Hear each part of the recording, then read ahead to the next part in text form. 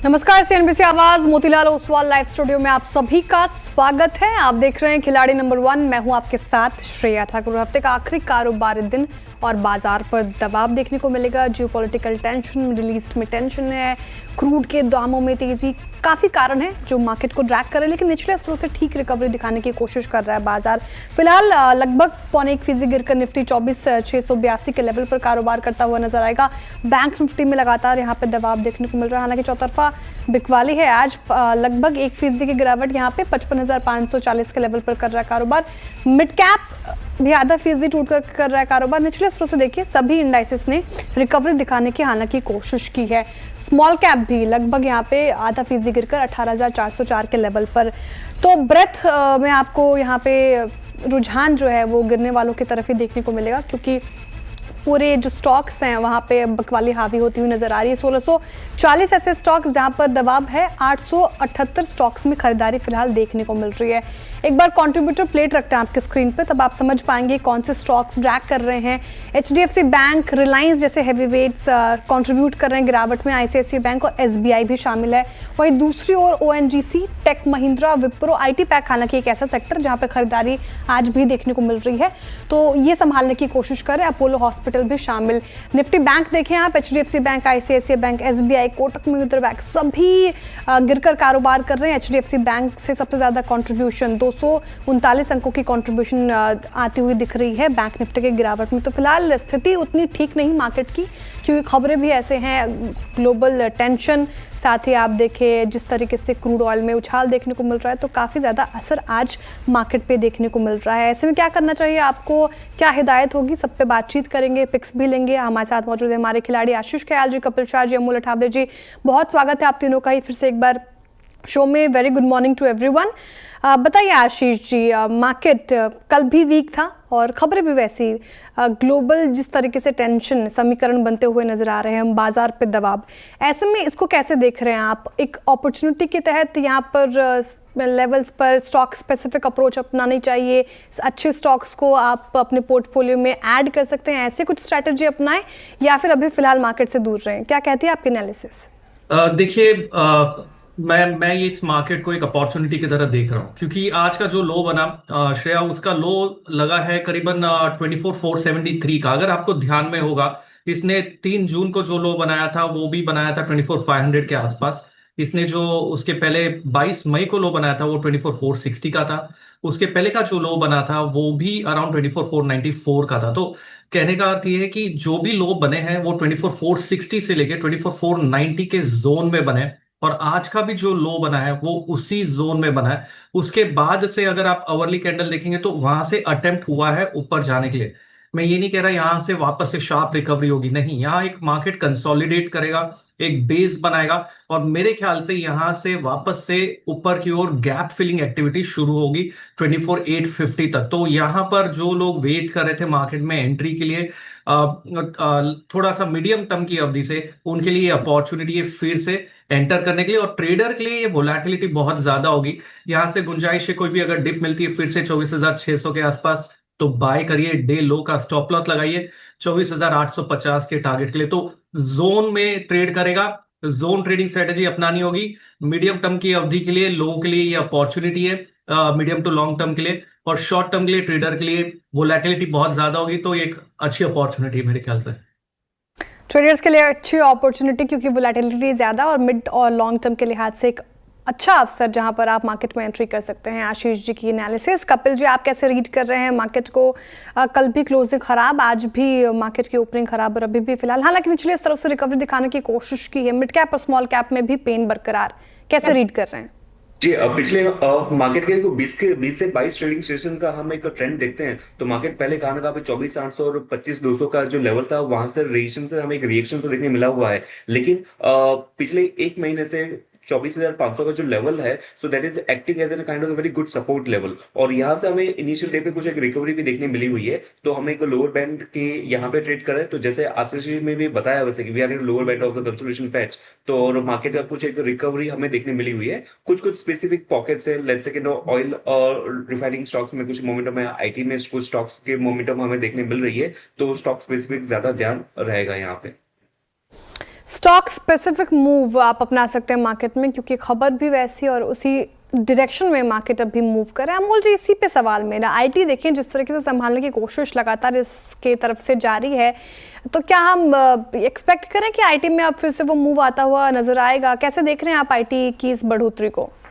जी बिल्कुल, अगर हम पहले भी देखेंगे तो लास्ट 3-4 दिनों से आईटी में एक अच्छा कंट्रीब्यूशन बना था। बैंक निफ्टी में सेलिंग था और आईटी इंडेक्स में और आईटी स्टॉक्स में थोड़ा सा एक्टिविटी पॉजिटिव साइड पे था। आज जरूर मार्केट गैप डाउन हुआ है, बट जो रिकवरी आई है लो से, उसमें आईटी का कंट्रीब्यूशन काफी अच्छा रहा है। दूसरा इंपॉर्टेंट चीज ये है कि कोई भी बड़े सेटअप को डेंट नहीं आया है अभी भी। अगर हम देखते हैं तो higher bottom formations IT stocks में अभी भी कंटिन्यू है और शॉर्ट टर्म मूविंग एवरेजेस के ऊपर कंफर्टेबली ट्रेड हो रहा है। मुझे लगता है टीसीएस, इन्फोसिस, ये जो लीडर है, उनके यहाँ पे फोकस ज्यादा रहेगा। अगर वो कंट्रीब्यूशन अच्छा कर दे तो नेचुरली फोकस छोटे आईटी स्टॉक्स के ऊपर भी आएगा और ओवरऑल आईटी इंडेक्स और उसका इम्पैक्ट मार्केट में भी देखने को मिल सकता है। ओवरऑल दिखने को भी मिल सकता है और दिख भी रहा है। जो निचले स्तरों से रिकवरी आई है अब मार्केट में, कहीं ना कहीं आईटी का एक बड़ा कंट्रीब्यूशन इसमें। चलिए अब एक बार रिटर्न कार्ड की स्थिति देखते हैं। क्या कुछ रिटर्न हमारे खिलाड़ियों के पोर्टफोलियो से जनरेट होता हुआ नजर आ रहा है? हफ्ते का आखिरी कारोबारी सत्र और आशीष कयाल जी अभी भी लीड लेते हुए पहले पायदान पे हैं। 7.5% से ज्यादा का रिटर्न इनका पोर्टफोलियो जनरेट कर रहे हैं। दूसरे पायदान पे कपिल शाह जी हैं, 0.5% का पॉजिटिव रिटर्न कपिल शाह जी के पोर्टफोलियो से मिलता हुआ। और अमोल जी का थोड़ा पोर्टफोलियो पेन में है, 3.5% से ज्यादा का नेगेटिव रिटर्न इनका पोर्टफोलियो दे रहा है फिलहाल। आशीष कयाल जी का पोर्टफोलियो स्कैन करते हैं, यहाँ पर क्या स्थिति, एक्शन इन्होंने लिया, साथ ही पिक्स की चर्चा करेंगे। फोर्टिस हेल्थ केयर जो उन्होंने कल सुझाया था, वहां से कर ली है प्रॉफिट बुकिंग। आशीष जी बताइए पहली पिक। देखिए यहाँ पर मेरी जो पिक है वो है ओएफएसएस में, ओरेकल फाइनेंशियल सर्विसेज में। यहाँ पर एक अच्छा खासा मूव आता हुआ नजर आ रहा है। आज के दिन भी जहाँ सारे स्टॉक्स दबाव में हैं, यहाँ पर एक अच्छी अटेम्प्ट है प्रीवियस हाई को निकालने की और अपने 10 डीएमए से भी बाउंस बैक अच्छा खासा हुआ है, वॉल्यूम्स पिकअप हो रहे। तो ओएफएसएस में बाई की राय होगी। शुरुआत ये हो सकता है, शुरुआत है थर्ड वेव की, जो कि काफी स्ट्रांग हो सकता है। ऊपर में टारगेट जो देखा जा सकता है वो करीबन 10,580 का है और नीचे में जो स्टॉप लॉस लगाना होगा वो 9,300 का लगाना होगा। ओके, ओरेकल फाइनेंस, यहाँ पे पहले भी ओरेकल फाइनेंशियल कुछ दिनों से हमें अच्छी तेजी देखने को मिल रही है और आज भी ये ठीक ठाक डे हाई के आसपास ही कारोबार करता हुआ नजर आएगा। यहाँ पे खरीदारी की राय 10,580 का टारगेट एक्सपेक्ट कर सकते हैं, 9,300 का आपको लगाना है स्टॉप लॉस। कपिल शाह जी का पोर्टफोलियो एक बार स्कैन कर लेते हैं, एक नजर उस पर, क्या स्थिति, क्या एक्शन लिया उन्होंने अपने पोर्टफोलियो में, फिर साथ ही पिक्स की भी बात कर लेंगे। Sterling and Wilson stop loss hit हो गया, आईएफबी इंडस्ट्रीज में भी स्टॉप लॉस हिट हो गया, सुब्रोस को कर रही है होल्ड। कपिल जी बताइए आज की पिक क्या होगी? जी, आज के पिक में मेरा एक, जैसे कि आईटी स्टॉक्स मोमेंट में हैं और यहाँ पे स्मॉल कैप में एक सिग्निटी टेक करके एक स्टॉक है, 1680 के लेवल के यहाँ पे ट्रेड कर रहा है सिग्निटी टेक। तो वहां पे मेरा स्टॉप लॉस कपिल जी रोकना चाहूंगी आपको, ये स्टॉक हम नहीं ले पाएंगे। कपिल जी माफ कीजिएगा, कोई और स्टॉक अगर आपने ढूंढा है तो सुझा सकते हैं अभी फिलहाल। Okay, I am sorry. और दूसरा जो स्टॉक है जो मैंने मेटल स्टॉक से पिक किया हुआ है, so that is an infra stock 726 पे चल रहा है। तो यहाँ पे एक बाय का व्यू बनता है, ऊपर में 700 का स्टॉप मींस 700 का स्टॉप लॉस रहेगा और ऊपर में 780 के टारगेट इन्फा। ठीक है, इन्फा 780 का टारगेट ये एक्सपेक्ट कर सकते हैं। आपको एक बार स्क्रीन पर दिखाने की कोशिश करेंगे, लेकिन उससे पहले एक बार अमोल अठावले जी का पोर्टफोलियो स्कैन कर लेते हैं, उसके बाद हम पिक्स भी लेंगे। एक बार अमोल जी का पोर्टफोलियो रखिए स्क्रीन पर, साथ ही उन्होंने क्या एक्शन लिया, एग्जिट किया है प्राज इंडस्ट्रीज से, सिग्नेचर ग्लोबल से भी एग्जिट, साथ ही एग्जिट कर रहे हैं स्टार हेल्थ से भी। अमोल जी बताइए पहली पिक क्या होगी आपकी?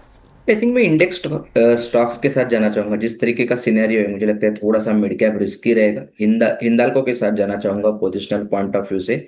644 के आसपास है, पोजिशनली टारगेट 685 690 के आ सकते हैं और स्टॉप लॉस रहेगा उसका 630 का। ओवरऑल भी बड़े सेटअप में कोई डेंट नहीं आया है स्टॉक में, अभी भी 50 डे सिंपल मूविंग एवरेज के ऊपर स्टॉक ट्रेड हो रहा है। थोड़ा सा कंसोलिडेट हो सकता है, टाइम ले सकता है, but positional point of view से आई थिंक देखा जा सकता है। ओके, हिंडाल्को यहाँ पे खरीदारी कराए 690 का टारगेट और 630 का रखना है आपको स्टॉप लॉस। अमोल जी दूसरे पिक की शुरुआत भी आपसे ही करना चाहूंगी, एक और स्कोप आपके पोर्टफोलियो में बताइए, दूसरे पिक क्या होगी? आई थिंक थोड़ा वेट करूंगा, अगर मार्केट पुल बैक एक्सटेंड होता है तो दूसरे पिक की तरफ बढ़ेंगे। ठीक है, थोड़ा सा इंतजार अमूल जी की तरफ से। कपिल जी, आप पहली पसंद आपकी इंडियन मेटल्स थी, 726 पे जो कर रहा है कारोबार, एक बार स्टॉप लॉस और टारगेट दोहराएंगे?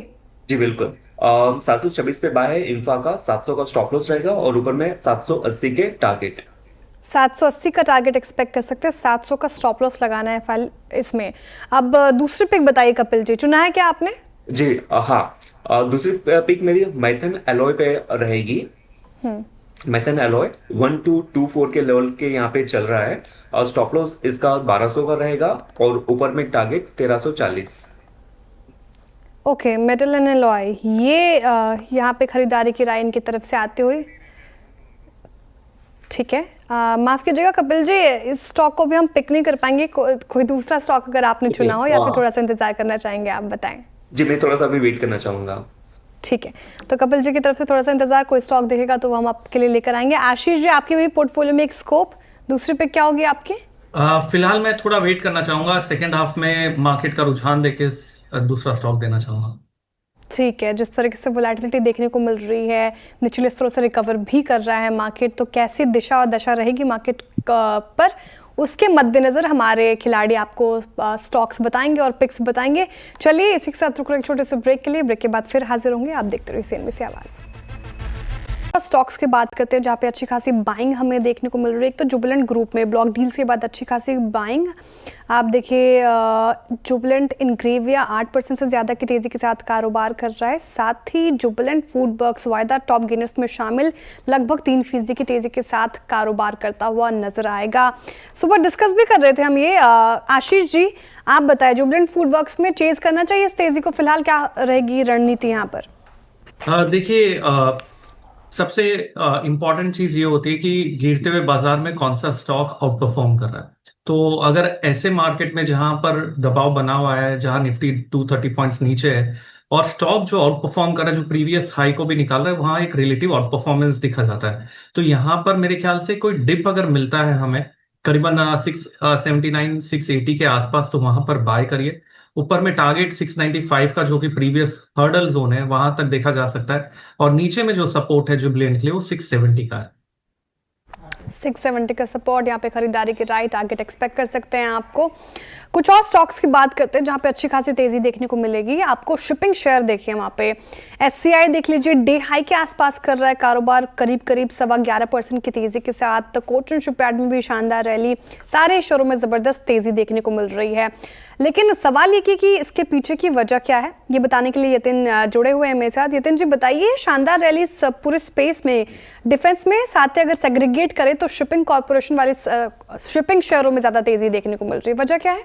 बिल्कुल, अगर हम शिपिंग शेयरों की बात करें तो जिस हिसाब से ईरान और इजराइल में टेंशन बढ़ रही है, युद्ध की स्थिति बनी हुई है, तो वहाँ जनरली हमने देखा है कि स्पॉट चार्टर रेट्स बढ़ जाते हैं, शिपिंग के रेट्स बढ़ जाते हैं, जिनके कारण दो शिपिंग कंपनीज, पर्टिकुलरली जी शिपिंग और शिपिंग कॉर्पोरेशन ऑफ इंडिया, दोनों ही शेयर्स में आप 7 से 10% के बीच में तेजी देख रहे हैं।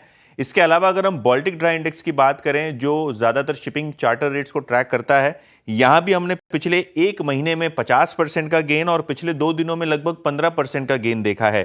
पर्टिकुलरली अगर हम बात करें तो बाल्टिक ड्राई इंडेक्स जो है कैपसाइज, पैनामैक्स और सुपरामैक्स चार्टर हाई रेट्स ट्रैक करता है और वो इंडेक्स में एक जोरदार तेजी है। और टिपिकली जब ये इंडेक्स में तेजी बनती है तो शिपिंग शेयरों में तेजी बनती है। और आपके स्क्रीन पे देखिए ये चार्ट है और 3 हफ्तों में ही महज 50% से ज्यादा का बाल्टिक ड्राई इंडेक्स में आपने उछाल देखा है, जिसके बाद शिपिंग शेयरों में आज खरीदारी का मूड माहौल देखने को मिल रहा है। बिल्कुल, शुक्रिया इन तमाम जानकारी के लिए। और ये स्क्रीन पर हम देख भी रहे हैं, एक बार स्टॉक लेकर आइए। Shipping corporation of India day high पर कर रहा है कारोबार, शानदार रैली, इस पर्टिकुलर काउंटर में 11.19% की तेजी।